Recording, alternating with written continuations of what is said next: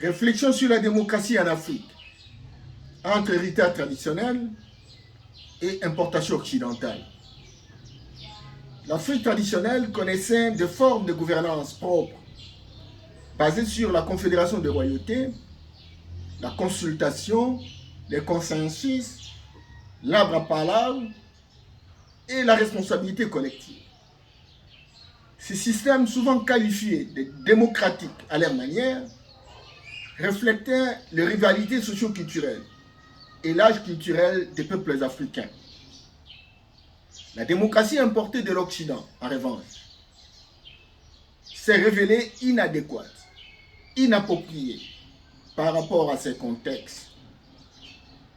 Son imposition, considérée à tort comme un idéal civilisationnel, a créé un divorce entre les institutions politiques et les besoins réels des sociétés africaines.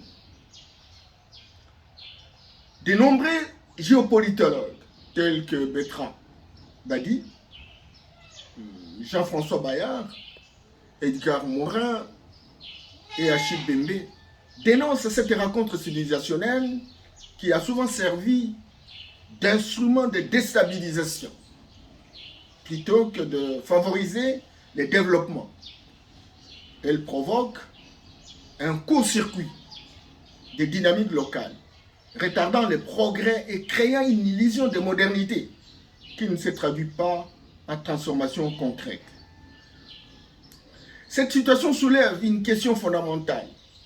Pourquoi l'Occident insiste-t-il pour que les pays africains adoptent la démocratie libérale et les partis politiques, parfois en menaçant même certains pays qui s'y opposent? La réponse est simple. Les partis politiques deviennent des outils de fragmentation sociale,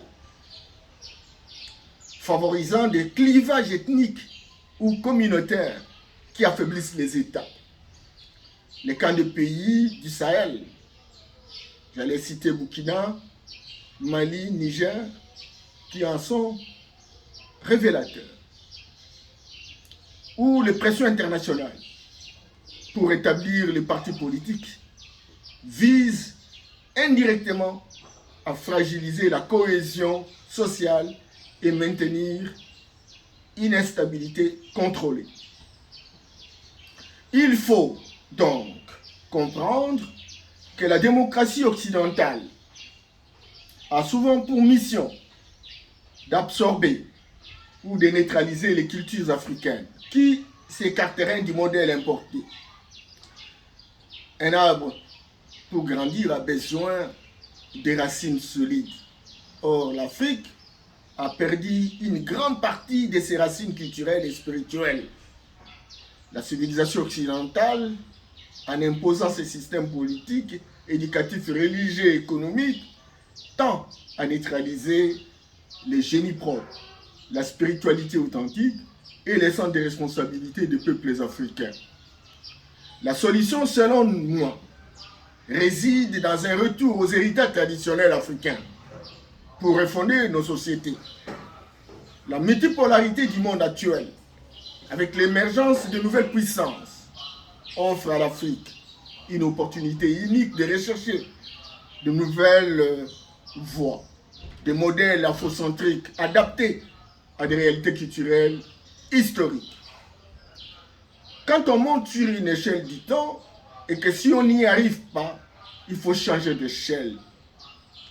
Cette métaphore illustre bien la nécessité d'expérimenter nos propres valeurs, plutôt que de continuer à suivre aveuglément les modèles occidentaux. Cependant, la difficulté est immense. La plupart de nos dirigeants intellectuels ou élites ont été formés dans des cadres de référence occidentaux et restent des agents de publicité de la socialisation de ces systèmes. La peur de s'éloigner des pratiques du maître freine toute tentative de réforme véritable. Pourtant, tous nos systèmes politiques, éducatifs, sanitaires, économiques, spirituels restent des importations venues d'ailleurs. Sans un changement de paradigme, il faut le retenir, aucune réforme profonde n'est possible. La réflexion sur la démocratie en Afrique doit aller au-delà de la simple décrispation politique ou du dialogue institutionnel comme souhaiteraient beaucoup d'entre nous.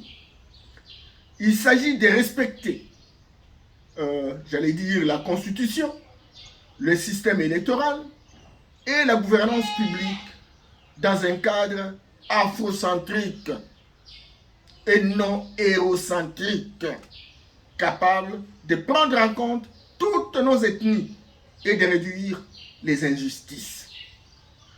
Cette réflexion devrait servir de jalon pour la refondation de nos sociétés et constituer un exemple pour le continent.